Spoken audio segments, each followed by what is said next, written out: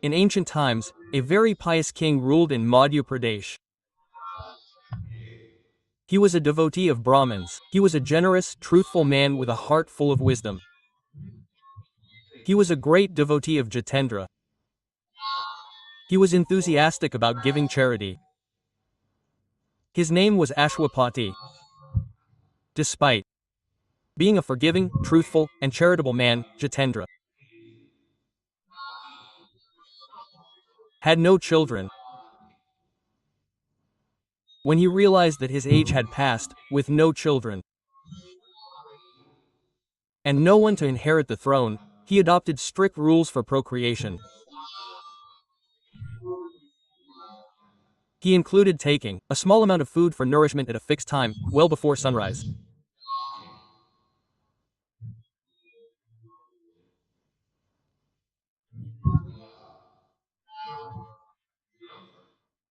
And remaining celibate and dedicated to spiritual practice.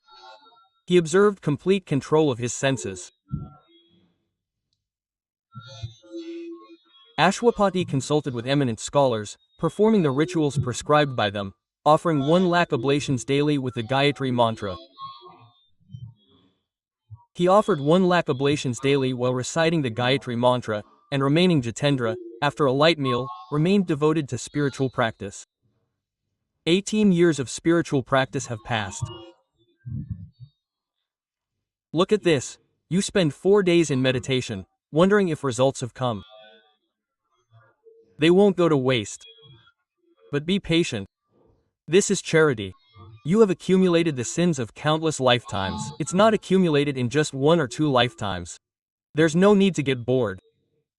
Every day, offer 100,000 Gayatri mantras as oblations, guided by learned scholars. Once, eat a little food to nourish your life. 18 years passed in complete ecstasy. Savitri Devi, the embodiment of Gayatri, appeared.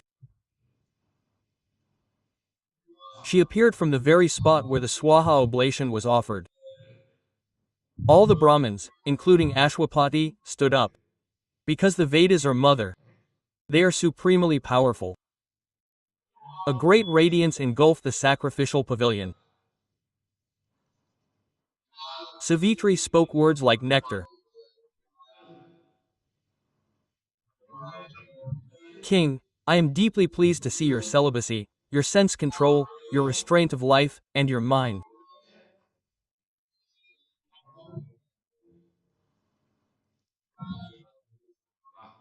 Ashwapati replied, Mother, I perform this ritual solely to fulfill my dharma, duty. Because, despite being a king, I am a householder and have no children. Therefore, I want a son who will carry on the dynasty and take over the throne. O goddess, if you are pleased, please grant me a son.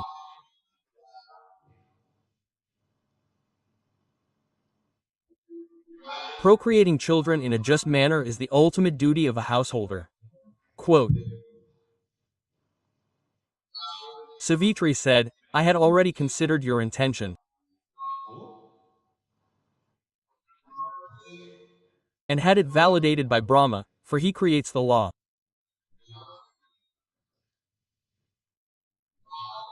Even what is not destined for fate can be changed through penance and prayer. You will have a child, a daughter. You don't have to argue. The counter-argument is, I had asked for a son. It's not like this, but a daughter. I am very happy. I am overjoyed that I have a child. Look, both a daughter and a child are equal. If one considers the primacy, a daughter has more importance. She uplifts both families, the parents and the in-laws. A daughter has a status even higher than a son. Today, the mind has become corrupted. We look at a daughter with contempt. Parents become so cruel when a daughter is conceived. Get her killed. How depraved has the mind become? A daughter is considered superior to a son. I have seen in our own homes that young daughters are asked to pay attention to their own feet. Elders touch the feet. They rarely touch a small child. They touch a daughter. Quote, she is seen as a goddess. Savitri said, there is no objection to this. You are greatly gracious.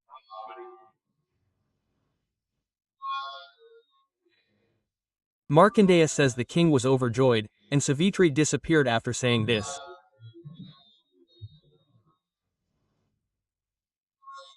Ashwapati, believing his wish fulfilled, returned to his city and began living in the kingdom.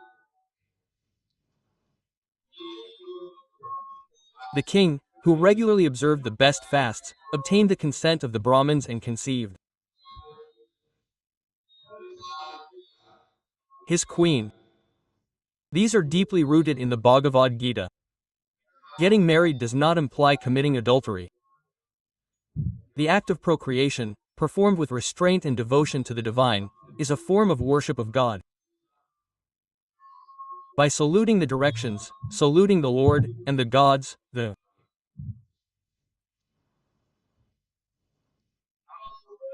womb has been celibate for 18 years. The great, radiant Shukla bird, like the moon, began to grow day by day. The time came, and the queen gave birth to a daughter. The radiant light seemed to be Savitri Devi herself, manifesting in the form of a girl. The learned Brahmins who came to perform the rites of the rites said, we have never seen such a daughter. Behold, the fruit of your austerity. Quote, the aura of Savitri Devi herself is radiating. Therefore, this girl will be named Savitri. Like the embodiment of beauty, goddess Lakshmi, she began to grow every day. Within a short time, she reached adolescence. She looked as if she were a golden statue.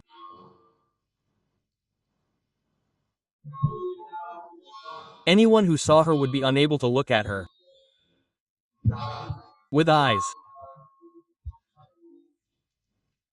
so radiant, so beautiful, like lotus light.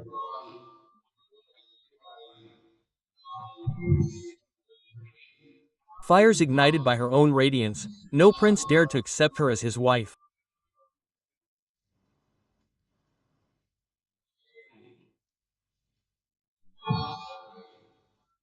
One day, after fasting, bathing, worshipping the gods, having Brahmins chant the Swastha mantra, and placing the offerings of their chosen deity on her forehead, she went to her great father and bowed.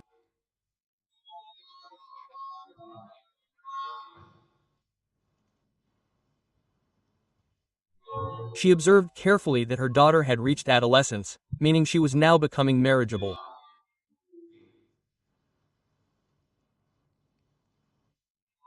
He said, daughter, no prince is capable of marrying you. All my ministers keep me informed. But only you can relieve me of this sorrow. If you don't get married, then I will remain sad. Quote, no prince is willing to marry you, because spies have found out. No suitor is powerful enough to accept your hand. No one would be repelled by your radiance and even think of becoming his wife. Therefore, you must choose a suitor yourself.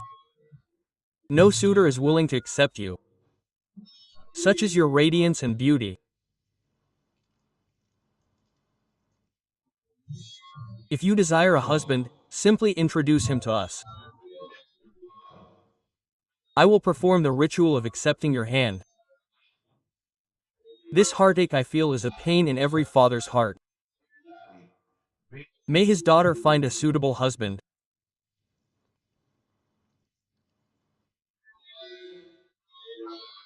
Kalyani, I have heard from learned Brahmins that a father who refuses to give away his daughter when she is eligible for marriage is condemned to hell.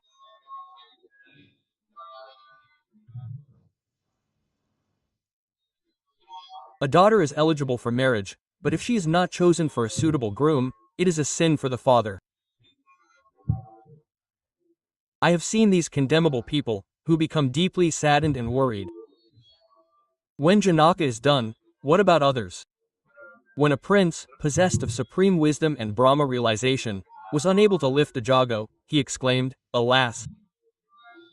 If I had known that the earth was devoid of heroes, I would never have made such a condition, never made such a promise. Today, my daughter will remain unmarried because of my vow." Quote. Then Lakhan Lal said, "What have you said? Where God resides, you should not speak such words. Forget about a jago. If God commands, you could shatter the entire universe like a raw pot right now." Quote. Janaka was also saddened.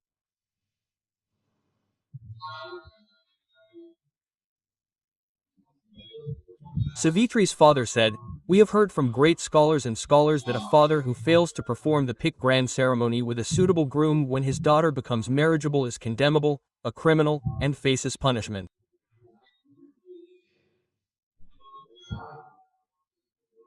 It is his duty. A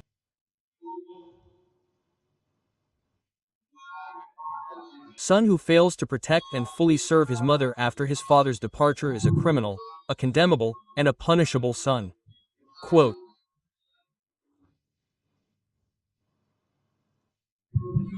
Even if a husband has a suitable wife, lusting after another woman is a punishable offense.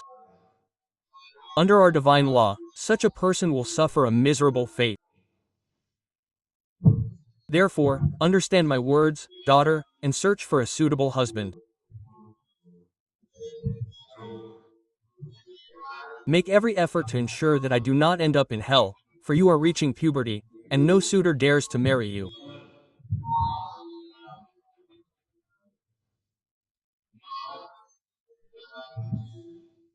Markandeya says, Maharaj Yudhishthira said this to his daughter, and sent along some of the army's chief bodyguards, old ministers, and learned Brahmins.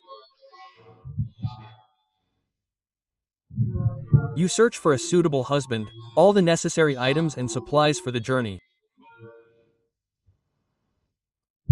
After bowing at her father's feet, Savitri immediately departed to obey his command.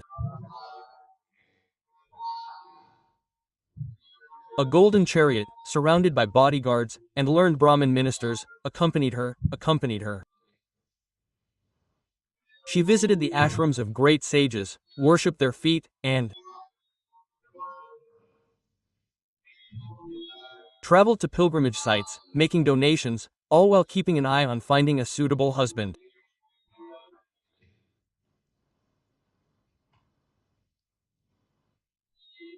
One day, Maharaja Aswapati, Savitri's father, was seated on the throne. At that very moment, I saw the revered Lord, Devarshi Narada, standing there. He prostrated himself before me. He washed his feet, offered arghapadya, water offerings, and then seated him. Meanwhile, Savitri was searching.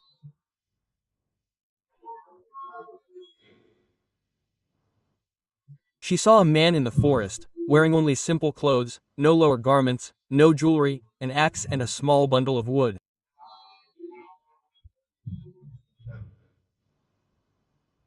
She said, "This man is worthy of my husband." The ministers replied, "Your conscience is working right now. Do you see who he is?" He replied, "My mind has accepted that he is a worthy husband. Now you should inquire about him." Quote. The inquiries began immediately. It turned out that there was a thatched hut nearby, where his parents lived. They too were blind. They supported him. They arranged for him by collecting offerings for sacrifices, and selling wood from the forest. Who was the original king? It turned out that he was a king named Dumat Sem. The enemy had been defeated, so he was spending time in the forest with his child. And upon arriving here, thinking about all this, he lost both his sight. He is the sole breadwinner of his parents, and he is my husband. Then the learned men and ministers said, "You think there's nothing to eat? You're a princess, so much wealth." I described my father's life. When she entered the assembly, Devarshi Narada was present.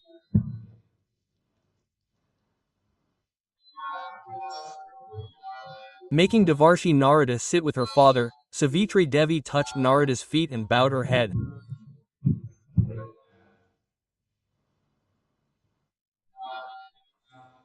"Where are you coming from?" quote.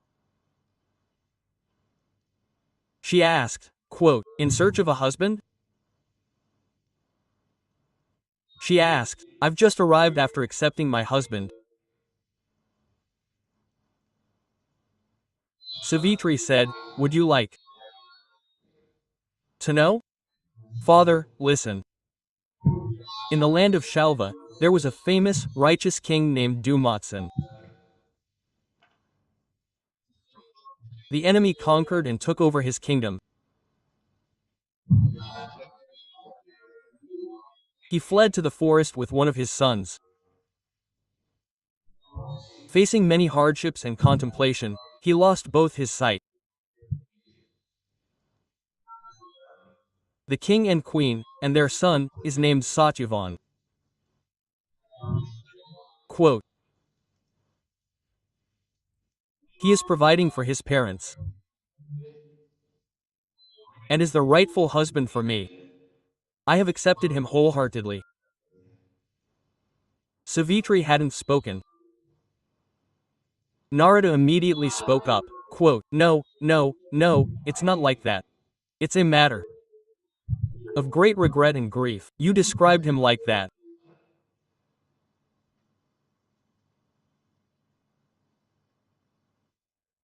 Hearing Satyavan's words, his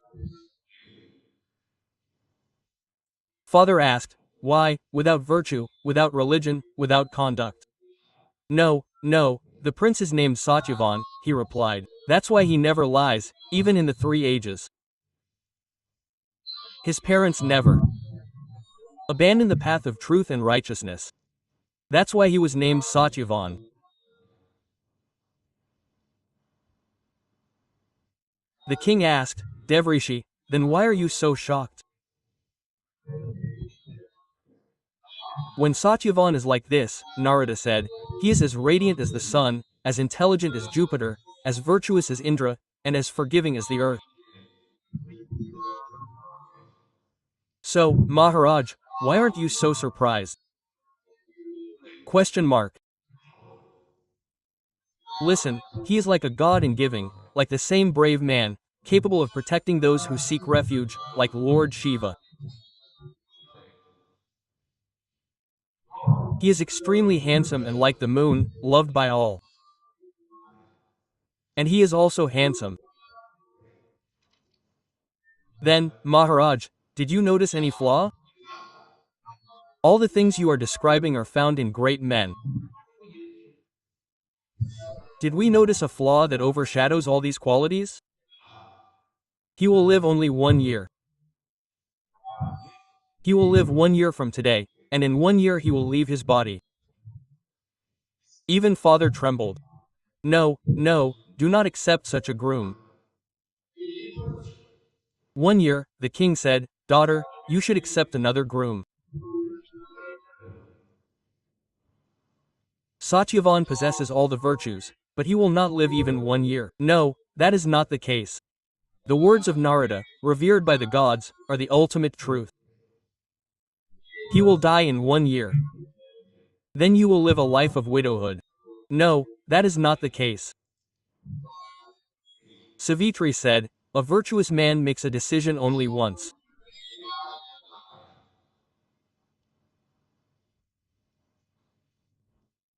In our eternal religion, a girl chooses a man once,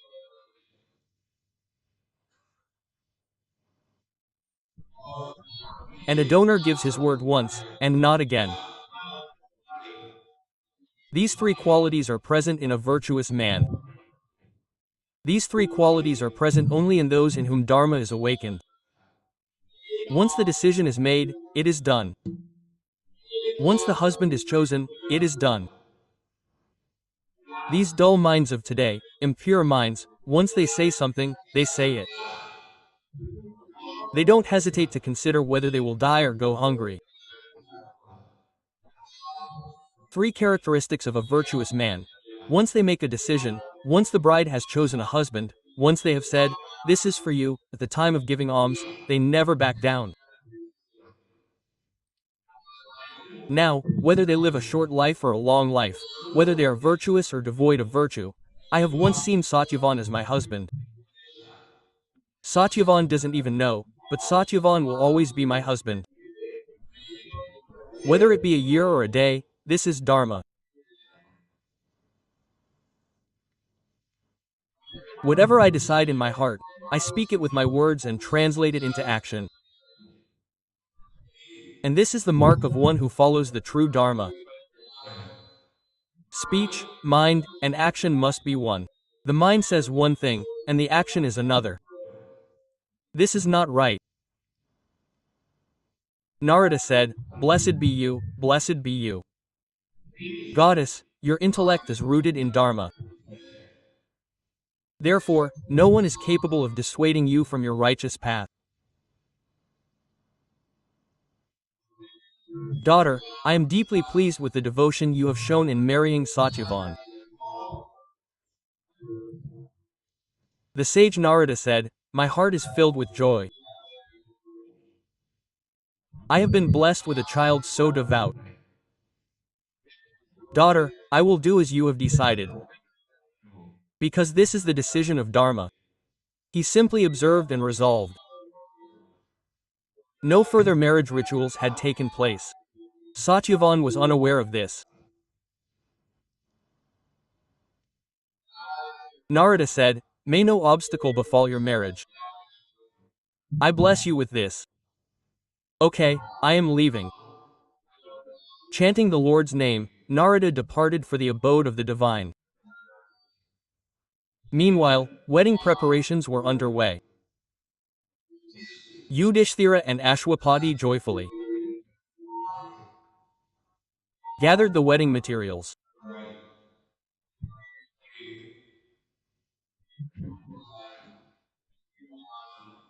Then, taking with them the elderly, astrologers, learned sages, priests, and many other items of worship, and a wealth of wealth, they journeyed to the hermitage where Satyavan lived.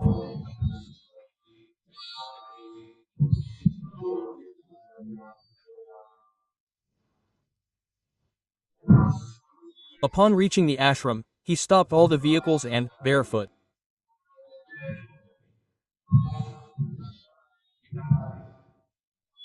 removed his turban, the turban on his head, and the sandals on his feet.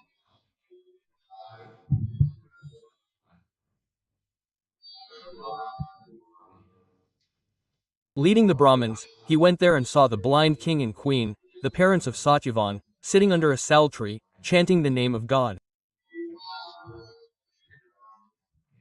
The mat was made of kusha grass. Ashvapati went and worshipped them, bowed down, and then introduced himself.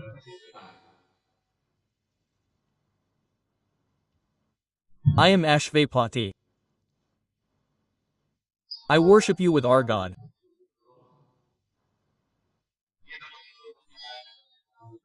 I dedicate a lot of wealth and property to you after having the Vedic mantras recited by Brahmins who know them. This is because I am dedicating my daughter to your son Satyavan.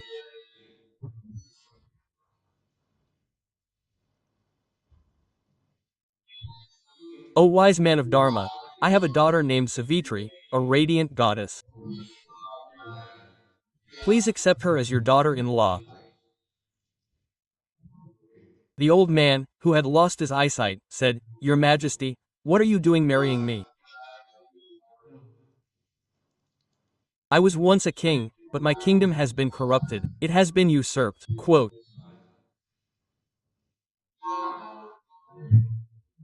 There isn't even enough food here, and your daughter, the princess, you yourself say, is a goddess, so I have no means to support her. What is there in this forest besides this hut? How will she live? So please consider. Ashwapati said, Your Majesty, happiness and sorrow, prosperity and adversity come and go. Quote, meaning, what should the bride's family look for in a groom? Is he virtuous, and does he behave properly? He may be poor today, but he may become rich tomorrow. But if he is adulterous, of low conduct, and violent, he is rich today, but will one day become poor. A girl cannot find happiness in such a family. Those who are adulterous, whether daughter or son, have no loyalty, no purity. Their families are not happy, they are always in trouble. I know very well that happiness and sorrow, prosperity and adversity come and go. These are not permanent things. Poor today, he may be great tomorrow. If he is a virtuous man and follows the principles of Dharma, that is a special thing for me. I see the same qualities of Savitri's father in Satyavan. I earnestly pray. I am in your refuge. Please accept my daughter. I have heard that virtuous men do not turn away those who seek refuge. That is why you are speaking with such humility. Do not say that you are preoccupied with your kingdom. You embody such dharma that even a king would be disrespected if it were offered to you, because dharma resides within you. I am in your refuge. You are so great. You are in exile, chanting the name of the Lord. My only wish is that my daughter should serve you. Please accept her as your daughter's wife. Dumant Sen is the same person who is the father of the blind Satyavan.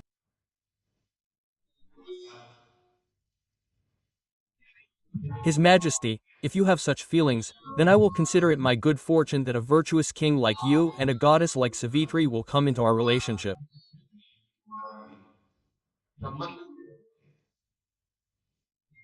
But understand my point again. I do not possess any material comforts. That is why I can offer your daughter to you. Brahmins keep visiting our ashram here. They were welcomed with roots and fruits. My son brought them.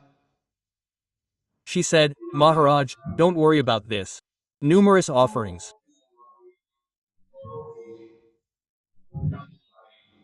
And food items were offered, accompanied by learned Brahmins. Satyavan and Savitri were married as per the rituals and mantras. Satyavan was delighted to receive the water from goddess Savitri, and Savitri felt immense joy that such a virtuous man had become her husband. After her father's death, Savitri distributed all the jewelry given to her by her father to the Brahmins. Quote, I will live as my husband and father-in-law alive. I will not enjoy my father's belongings.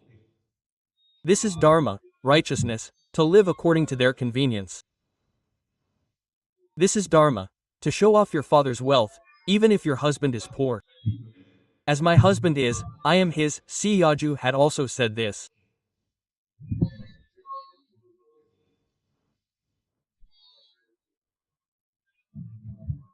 Whether it is the splendor of Janakpur or the splendor of Emperor Dasharatha, Lord, wherever you are, that is my comfort, my love. Quote, As soon as her father left, she took off all her clothes and jewelry and wore the clothes her husband wanted and distributed everything. Quote, I will live as my husband keeps me alive, not by my father's wealth. This is dharma. This is called dharma. By serving my husband as my parents, I don't want this wealth from him. He gave it all away. I didn't keep any jewelry on my body. By virtue, humility, restraint, and obedience to my in-laws. By controlling my physical service and speech, I never let any such words slip towards my husband. And through respect, I subjugated my husband. This is love, this is reality. Such love, such devotion that he himself lets you reside in his heart. Worship of my husband through sweet conversation, skillful work, and peace and solitude. A solitary, divine feeling, my husband is my true God. While worshipping him, externally, I was feeling sad internally. Today too has passed, today too has passed. A year from the day Narada had spoken to her, she had been on fire every moment, but she would smile on the outside, refusing to let anyone in.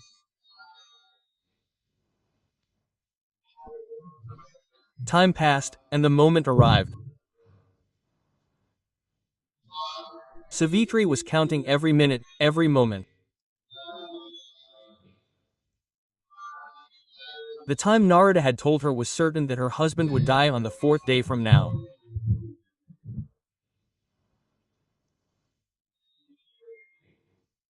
She stood in one place, no water, no food, just chanting mantras day and night, telling no one.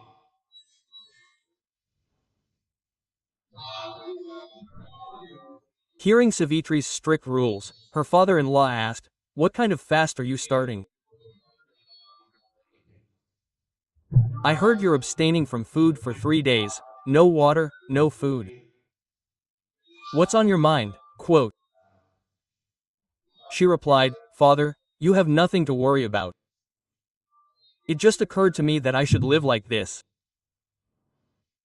I'll tell you when the task is complete." 4.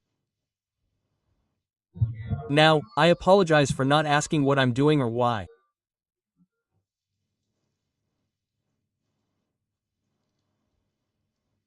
Just remain calm. Don't ask any questions. Quote. So he said, "Daughter, I wouldn't want your fast to be broken. Observe your fast properly. I won't interfere. I know that whatever decision you make will be righteous." 3 days have passed. Tomorrow is the 4th day. My husband's death is certain.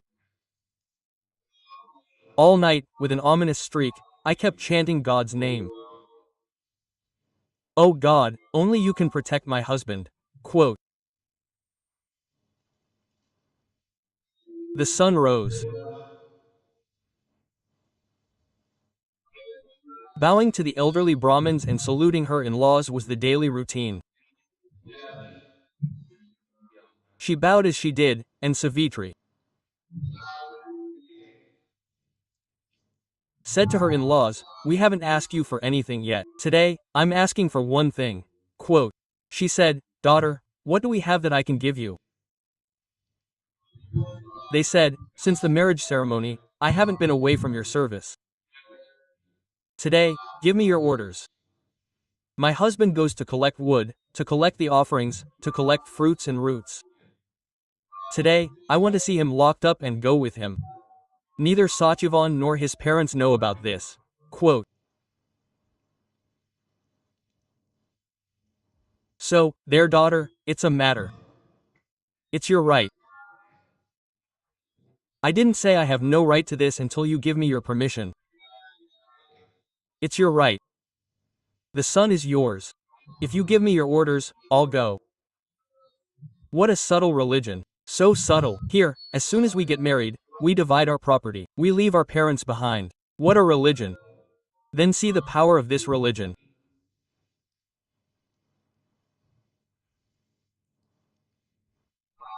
I want to go today because I have a very big wish.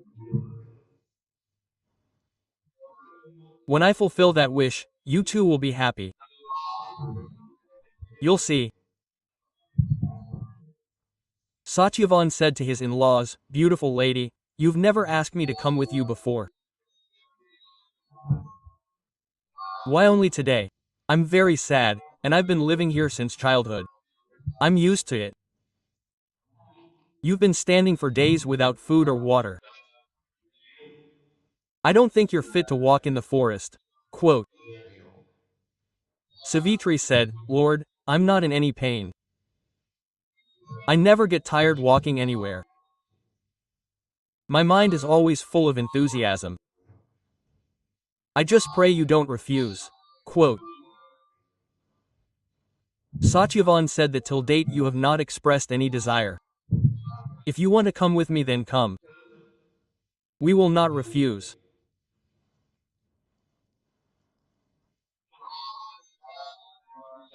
Savitri, who is observing a great fast, after paying obeisance to the Brahmins and her in-laws, has become one with God only. This is a big thing.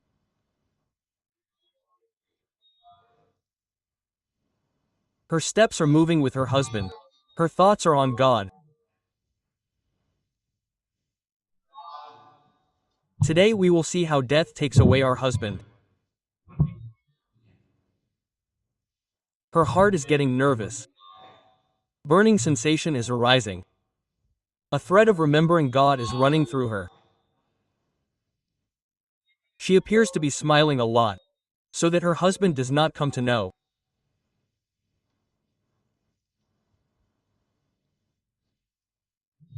Satyavan shows Savitri with big eyes. What a beautiful forest this is. Look how peacocks are dancing here. Look how sacred the river is flowing with water. Savitri is walking slowly, but the burning sensation is increasing.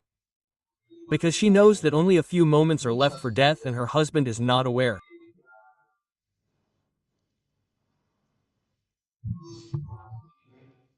He picked some fruits and then climbed a tree to chop wood.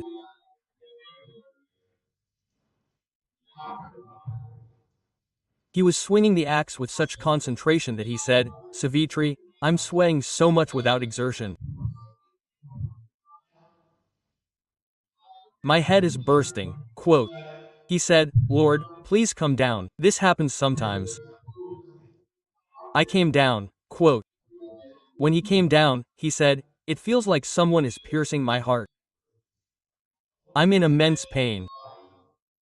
My body is bursting." Quote. Savitri sat down and said, "Lord, please lie down comfortably." He placed his head in her lap and began caressing it. "You can sleep comfortably. The headache will go away any minute." Quote.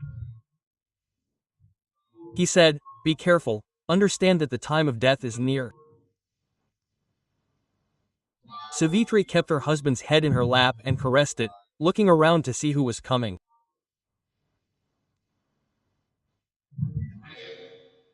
At that very moment, she saw the Mahurta Deva, the auspicious deity, Cha Pashyat Purusham Raktavisam. Bam!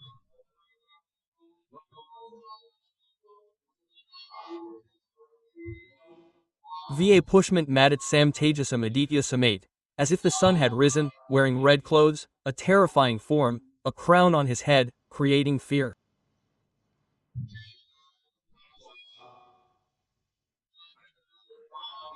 He came and stood there with dice in his hand.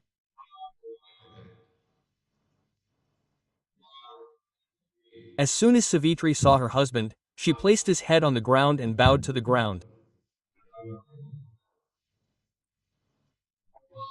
With folded hands, she said, "I understand that you are not a god. You are a Lokpal, protector of the world, because only the protectors of the world possess such brilliance. If you deem it appropriate, you can introduce yourself to us. You are Savitri, a devoted wife, and a Tapavita. You are a devoted wife, and you are a great ascetic with strong willpower.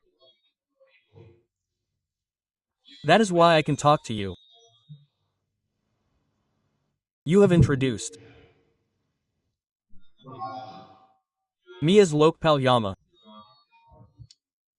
I am Yamaraj. Your husband's life has ended. I will tie him up in this pass and take him away from here right now. Quote. Savitri asked, I have heard that Yamdut's come, but you have not come here yourself.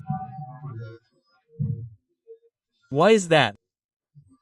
Surat Bhagwan Dutava Gachati Manavna, but Yamdut's come to take away human beings. Quote.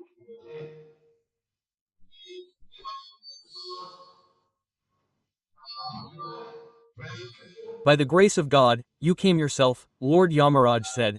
Do you know that it is the effect of your devotion to your husband and your contemplation of the Lord that my messengers cannot appear before you?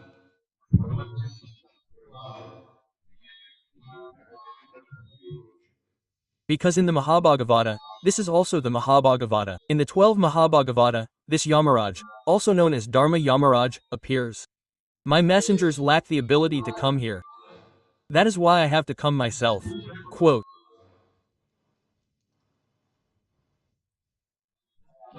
Immediately, Savitri saw the soul tied to Yama's body, because she had attained divine vision.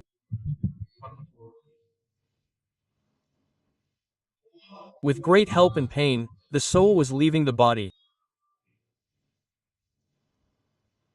Her breathing stopped. Her face changed. Seeing her husband tied to Yama's body, she started walking south. Yamaraj followed. Savitri, a very fortunate woman, observing the vows of fasting and remembering the Lord, can travel anywhere unhindered. Dharma has immense power. It felt like someone was following her. Quote. When she saw this, she said, Savitri, now return and complete your husband's cremation.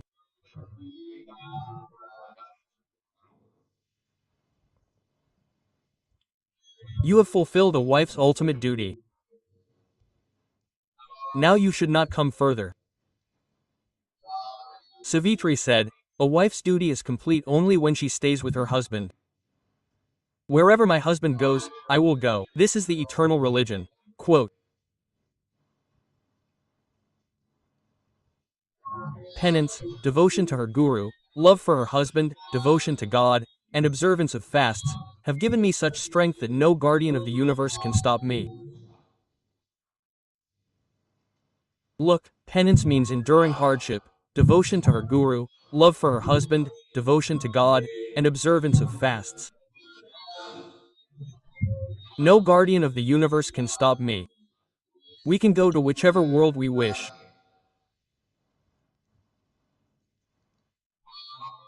Mahatmas say that if you walk together for 7 steps, a bond of friendship is established. So, if I have walked with you for several steps, are you not my friend?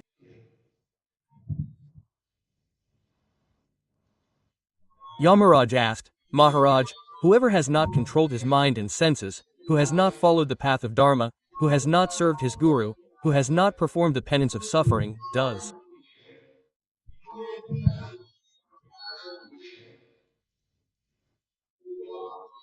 not have the strength to walk with you. Mahatmas describe Dharma through discernment and wisdom, and attaining Dharma is the ultimate benefit of life. Therefore, the greatest is one who follows Dharma. Yamaraj said, I am very happy to hear you. Your love for your husband and your devotion. Now, return. I am very pleased. You can ask for any boon you wish, except Satyavan's life. Savitri said, Lord, my father-in-law and mother-in-law's kingdom is corrupt. The kingdom has been taken away. They have lost their eyes. So, please bless me.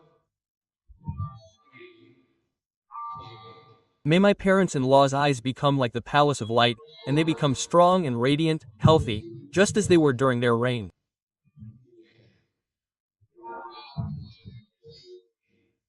May their ears fall off. So be it.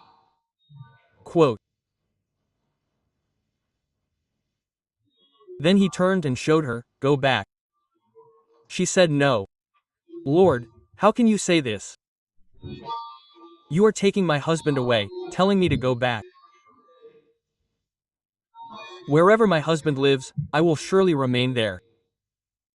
You are taking my soul away, and you are telling my body to return. Impossible, O Lord of the gods, listen to me." Shatam Srit Sangatitam Param.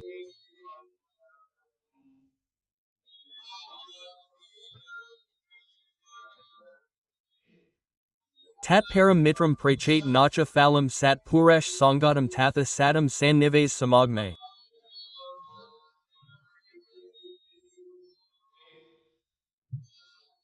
Even if one sees and meets a saint, one is blessed with supreme good. Even if one becomes friends with a saint, there is always doubt about his well-being. I have heard that the company of saints is never fruitless. That is why I have found your company. You are a great devotee, how can you be fruitless? Yamaraj smiled and said, "You have spoken a profoundly profound truth. My heart is pleased. Besides Satyavan's life, you can ask for one more boon. May my in-laws' kingdom be taken away from them. May it return to them. May it be restored to them as they ruled. May it be so. Now, please return." Then, I looked back and saw Savitri leaving. "Why aren't you going back, Your Majesty? You keep all your subjects under control. You regulate them. You are the great protector of the people. Your name is Yama. Your glory is renowned. What knowledge and religion is there that you are unaware of?"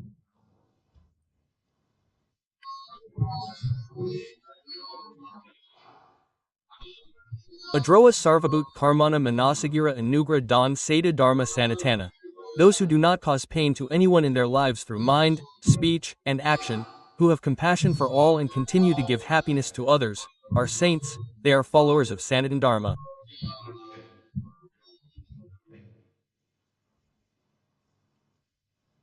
People in this world have short lives.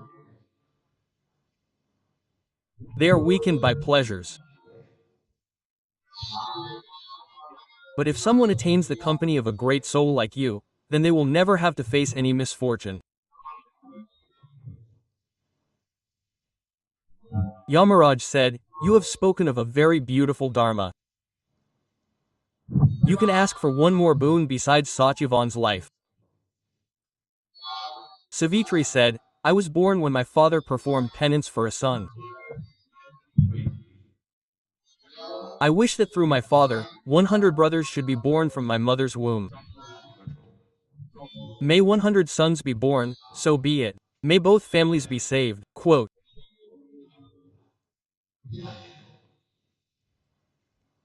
Then she turned back, then looked back, now turned back. "You have come a long way." Savitri said, "Lord, I have told you that I will be near my husband." Quote. "No one else can take this place. My Lord, wherever I am, there I am. You will find me wherever you go. But before I leave, let me tell you one thing. You are the son of Lord Surya. You are very powerful. Wise men call you Vasat. You are renowned because you never punish anyone wrongly. You punish only after making a righteous decision. Because you do not need any evidence. You see everything yourself. That is why your name is Dharmaraja. Maharaj, as much as we trust you,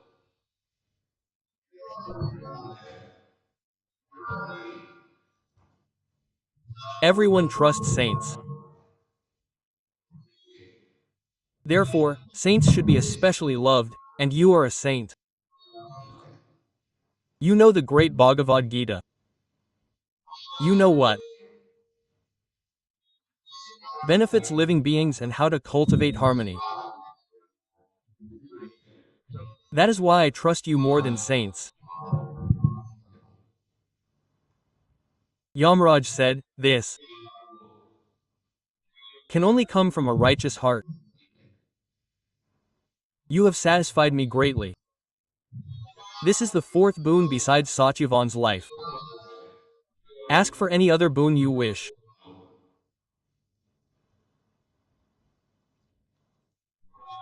Maharaj, I also want a legitimate son.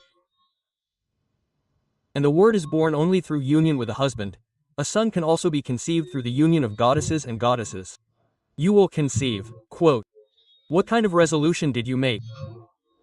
I too want a legitimate son. And not just through my husband, through resolutions, mantras, or anything like that. Quote, he was so overjoyed at Savitri's words that he didn't even notice the word, woman. Will you give me a son? So be it. So be it, you will have a son. Now go back. You don't have to proceed any further, Savitri said. Listen to this.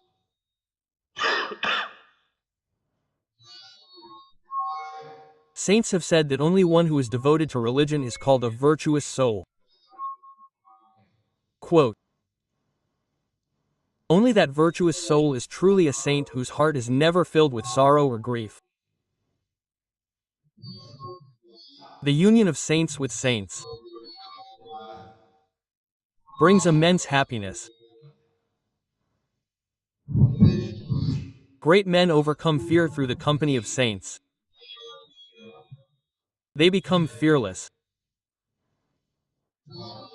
Saints radiate like the sun. Just as the sun dispels external darkness, saints dispel the darkness of ignorance within. Saints strive to bring happiness to the entire earth through the power of their devotional resolutions. Saints transform the past, present, and future into bliss.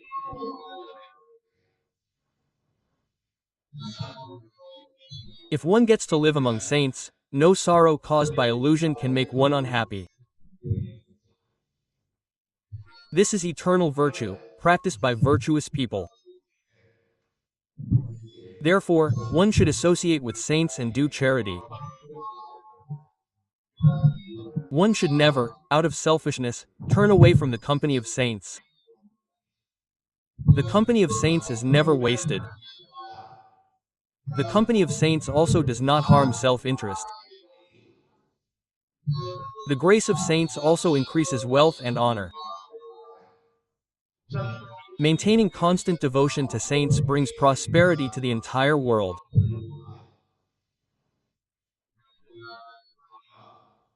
Dharmaraja was very pleased with such profound words and saintly devotion.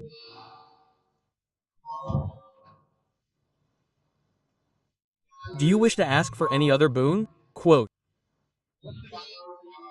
Savitri replied, no, no, no, I am not asking you to ask for any other boon. I praise the boon you have given me, saying, you saints, when you have the company of saints like you, only a little bit of happiness. Do you know what boon you just gave me? You said, so be it, and I ask for a son. Quote, Dharmaraja stood up. I am a devoted wife. You know, I have never looked at anyone with lust in my mind, words, or actions. I have only such dreams of something better than lust in this world.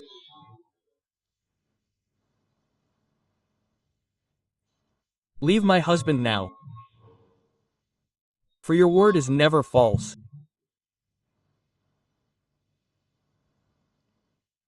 I cannot have another son without my husband. A devoted wife left Dharmaraja helpless. You granted him a boon, so how do you have the right to take my husband?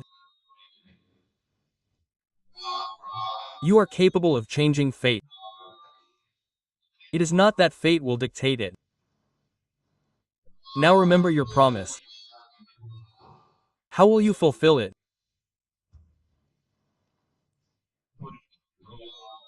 Lord Dharmaraja, the son of the sun, kept looking at Savitri, wondering how she had trapped me. She understood, was overjoyed, and said, Savitri, blessed is your devotion to your wife. By speaking the true words of Dharma, you have subdued me. Go, I will free Satyavan. He will never suffer from any disease in his life. Whatever he thinks will happen immediately, and you will always be blessed.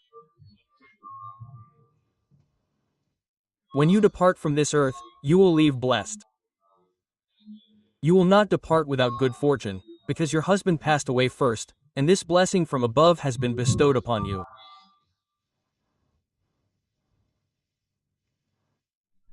The lineage will continue in your name. The sons you bear from Satyavan will be virtuous, great, powerful, and will have 100 sons.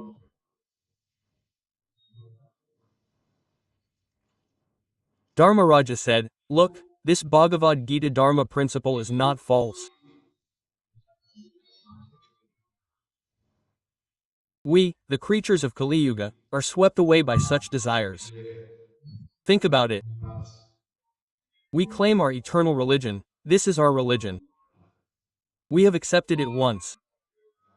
Devarshi Narada said, Father is saying. Even the Varna is not like that. We did not talk to Satyavan, but accepted it. Now you find out who he is. He turned out to be of the right lineage, not just any Varna. Brother, will you judge the elders accompanying us? This new trend that is flowing today is our Dharma. This new trend, the new children who are playing the game of lust while pretending to be friends. How will you know what is religion? How will you know what is purity? That which baffled even the intellect of Dharmaraj. That which left the one who has the capability to answer everyone speechless. That is following the religion. This supernatural thing by having divine feeling in your husband. This supernatural, very glorious thing, wherever you are, understand your religion, this is not your entertainment, this life is for attaining God.